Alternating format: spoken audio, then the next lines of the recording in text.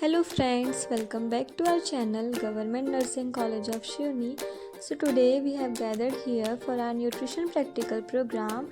So today we are sharing this video with all of you. So let's begin. जैसे कि हमको topic मिला था that pre school child is suffering from jaundice. इसका मतलब ये है कि 3 से 5 साल का बच्चा है जिसे जॉन्डिस हुआ है, जिसे पीलिया भी बोलते हैं। तो हमने उसी हिसाब से अपना डाइट प्लान इंक्लूड किया है। जैसे आप देख सकते हैं नारियल पानी रखा हुआ है, तो हमें नारियल पानी देना चाहिए उस पेशेंट को ताकि वो जल्दी से रिकवर हो।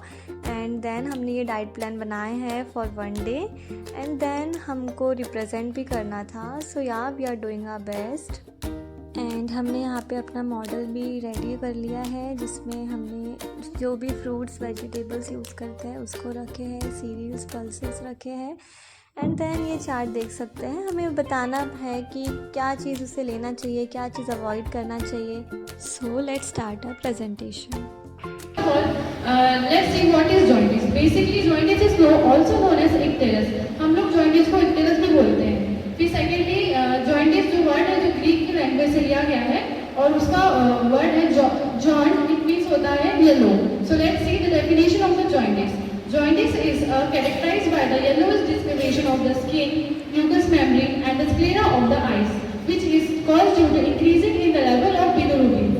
जॉन्डिस की ऐसी स्थिति होती है जिसमें पेशेंट की skin, mucous membrane and sclera of the eyes में येलोइशपन देखा जाता है, जो कि हमारे बिलिरुबिन लेवल की इंक्रीज होने के कारण होता है। So the normal level of bilirubin in the body is 0.1 to 1.2 mg per dl.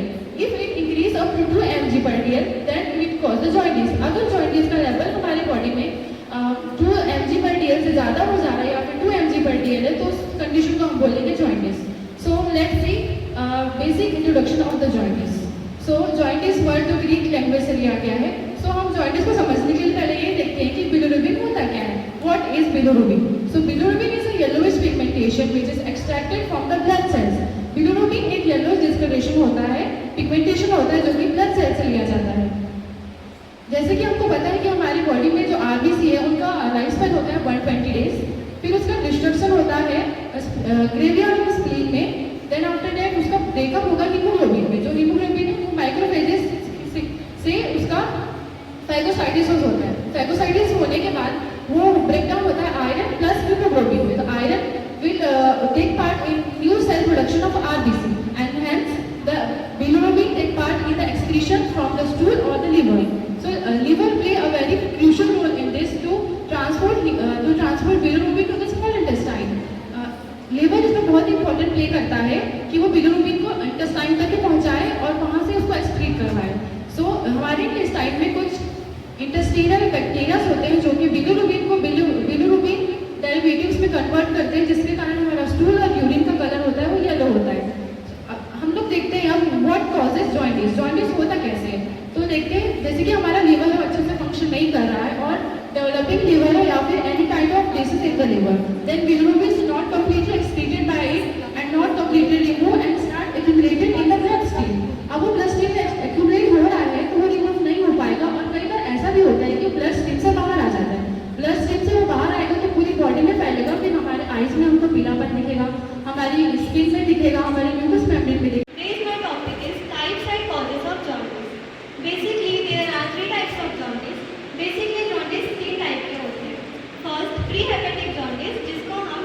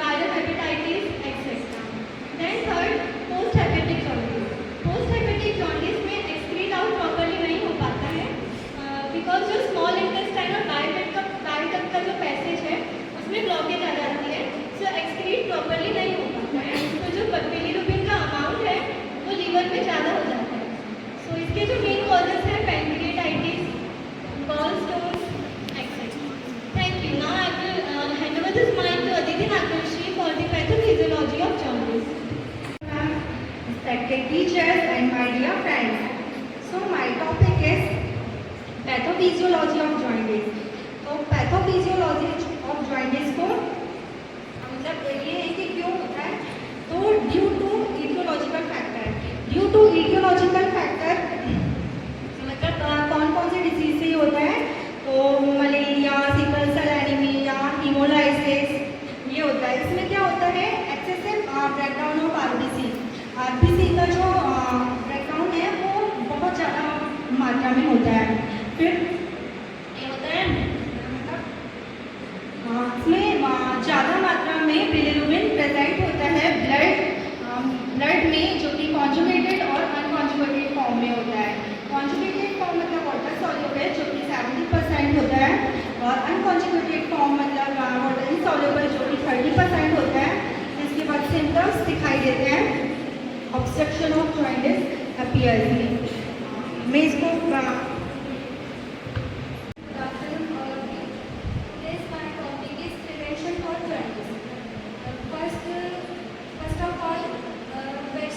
Vaccination से हम जॉन्डिस के पेशेंट को प्रिवेंट कर सकते हैं, जैसे कि hepatitis A vaccine, hepatitis B vaccine. Then safe water and food, जैसे कि हम जो जॉन्डिस पेशेंट है उसको हम टीच कर सकते हैं कि बता सकते हैं कि उसको boil water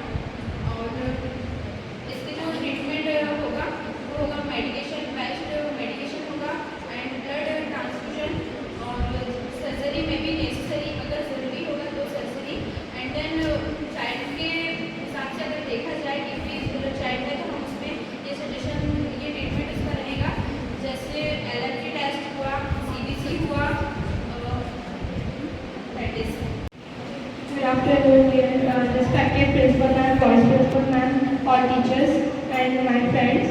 Today my topic is nutrition assessment of the preschool child have jaundice and cutting plan है जिसके बारे में मुझे आपको बताना है।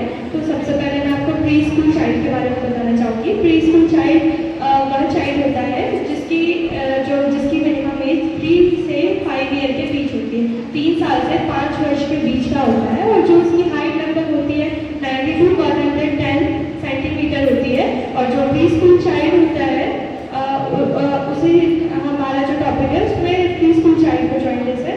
तो जैसे कि आप अभी देख रहे होंगे कि आपके सामने एक चाइल्ड बना हुआ है जिसमें मैं उसके कुछ सिम्टम बताती हूँ कि जैसे आपको चाइल्ड दिख रहा है, उसकी स्किन आपको येलो दिख रही होगी, उसकी जो आइज है वो भी आपको येलो दिखाई दे रही होगी। जो आइज का स्क्लेरा होता है वाइट वाला पोर्शन वो येलोइश हो जाता है और स्किन जो है वो भी येलो हो जाती है। तो देन मैं आपको बताऊँगी कि जो हम प्री स्कूल चाइल्ड को जॉइंडिस है उसके पीछे रीज़न क्या होता है, उसको जॉइंडिस होने का रीज़न क्या होता है। तो जो फर्स्ट होता है वो होता है इन्फेक्शन। तो इन्फेक्शन में ऐसा होता है कि जो भी वायरल हेपेटाइटिस होते हैं, वायरल हेपेटाइटिस ए और ई के वजह से उसे इन्फेक्शन हो सकता है, बैक्टीरियल इन्फेक्शन हो सकता है जिसकी वजह से भी उसे जॉइंडिस हो सकता है। सेकेंड होता है लीवर रिलेटेड प्रॉब्लम, जैसे कंजेनाइटल डिसीज हो गई है या फिर मेटाबॉलिक डिसऑर्डर है उसे, या वो ओवरडोजेस ले रहा है, या चाइल्ड को अगर ओवरडोजेस दिया जा रहा है मेडिसिन का तो भी उसे जॉइंडिस हो सकता है। और थर्ड होता है आरबीसीज में अगर कोई प्रॉब्लम हो, जैसे आरबीसी में से हीमोलाइटिक एनीमिया एक ऐसी डिसीज है जिसमें आरबीसी जल्दी ब्रेक डाउन होती है।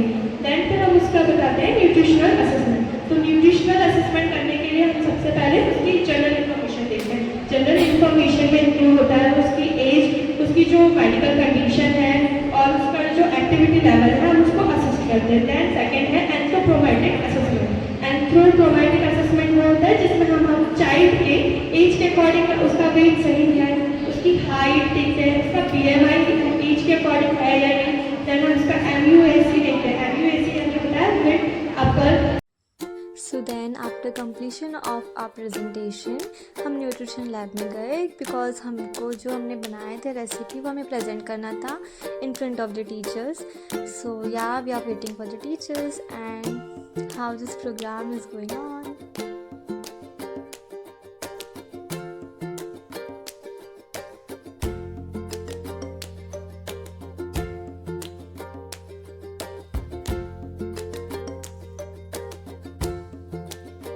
सो thank you for watching this video. अगर आपको ये वीडियो पसंद आई हो तो लाइक शेयर एंड सब्सक्राइब कीजिए।